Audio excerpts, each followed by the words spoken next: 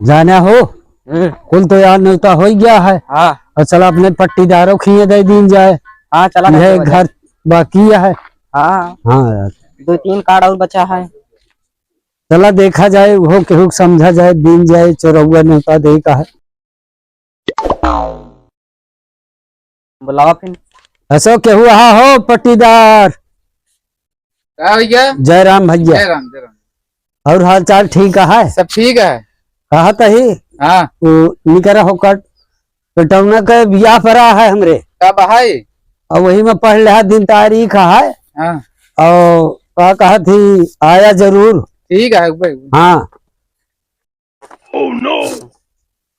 चलता ही भाई पट्टीदार। चलता है। हाँ भाई। चला ठीक है। ए भैया कहा भाई भाई सुना थे यार। हाँ कहा भाई।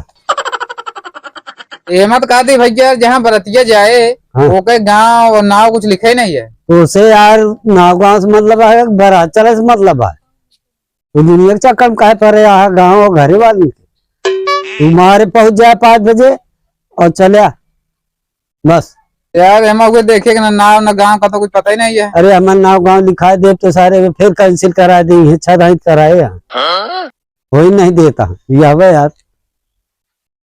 गाड़ी लगी रहे 5 बजे आ जाया और चुप्पे बराते चला खाए के रात में लौट ही आया। चलता ही हम। चला ठीक है।